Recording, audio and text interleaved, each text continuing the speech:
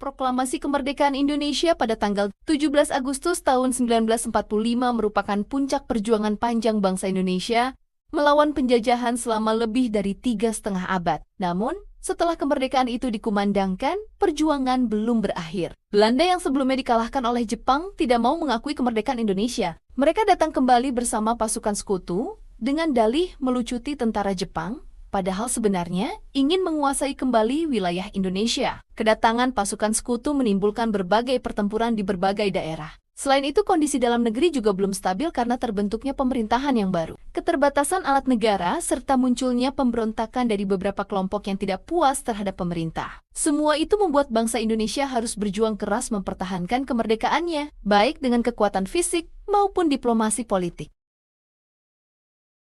Tujuan utama dari perjuangan mempertahankan kemerdekaan adalah agar bangsa Indonesia tetap berdiri sebagai negara yang merdeka dan berdaulat tanpa campur tangan bangsa asing. Selain itu, perjuangan ini juga bertujuan untuk menjaga keutuhan wilayah negara, kesatuan Republik Indonesia dari ancaman penjajahan dan disintegrasi. Melalui perjuangan ini, bangsa Indonesia ingin menunjukkan kepada dunia bahwa kemerdekaan bukanlah hadiah dari negara lain, melainkan hasil perjuangan dan pengorbanan seluruh rakyat. Tujuan lainnya adalah agar kemerdekaan Indonesia dapat diakui secara resmi oleh dunia internasional, sehingga Indonesia bisa sejajar dengan negara-negara lain di dunia. Perjuangan fisik merupakan bentuk perlawanan bangsa Indonesia secara langsung terhadap Belanda dan sekutu melalui pertempuran dan perang. Setelah proklamasi, berbagai pertempuran besar terjadi di berbagai daerah yang menunjukkan keberanian dan semangat juang rakyat Indonesia. Salah satu pertempuran terbesar adalah Pertempuran Surabaya yang terjadi pada 10 November 1945. Pertempuran ini dipicu oleh tewasnya Brigadir Jenderal Molabi, pimpinan pasukan Inggris di Surabaya.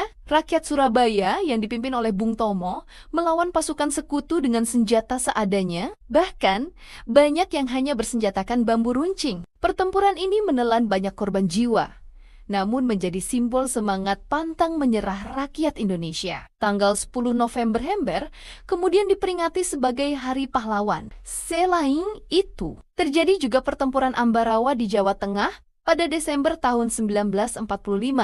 Pasukan Indonesia di bawah pimpinan Jenderal Sudirman berhasil memukul mundur pasukan sekutu dan merebut kembali kota Ambarawa. Kemenangan ini memperkuat semangat rakyat bahwa mereka mampu melawan pasukan yang jauh lebih kuat dan modern.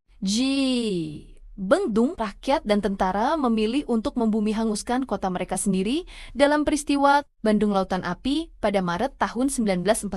Hal itu dilakukan agar kota Bandung tidak jatuh ke tangan Belanda. Sementara itu, di Medan terjadi pertempuran Medan Area yang memperlihatkan kegigihan para pemuda melawan Belanda. Perlawanan juga terjadi di berbagai daerah lain, seperti pertempuran Margarana di Bali yang dipimpin oleh I Gusti Ngurah Rai, serta pertempuran 5 hari di Semarang. Semua perjuangan fisik ini menunjukkan bahwa semangat rakyat untuk mempertahankan kemerdekaan begitu besar meskipun dengan persenjataan yang terbatas. Selain perang besar, Indonesia juga melakukan perang gerilya. Pasukan Indonesia yang dipimpin oleh Jenderal Sudirman bergerak dari desa ke desa untuk melawan Belanda dengan strategi hit and run. Meskipun kondisi fisiknya lemah karena sakit, Jenderal Sudirman tetap memimpin perang gerilya selama berbulan-bulan. Tindakan ini menjadi simbol keteguhan hati dan pengorbanan seorang pejuang sejati.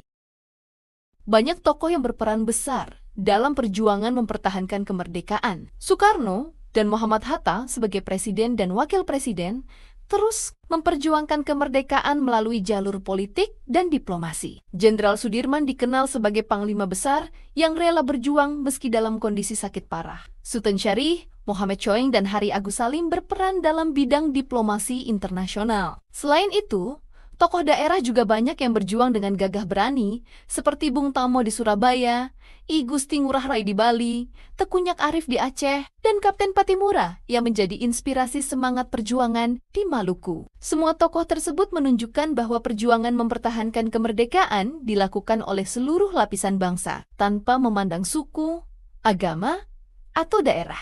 Hasil dari perjuangan mempertahankan kemerdekaan sangat besar artinya bagi bangsa Indonesia. Belanda akhirnya mengakui kedaulatan Indonesia melalui Konferensi Meja Bundar pada tahun ke-1949. Dunia internasional pun mengakui Indonesia sebagai negara merdeka dan berdaulat penuh. Selain itu, perjuangan tersebut melahirkan Tentara Nasional Indonesia (TNI) sebagai alat pertahanan resmi negara, serta memperkuat rasa nasionalisme dan persatuan di seluruh penjuru negeri.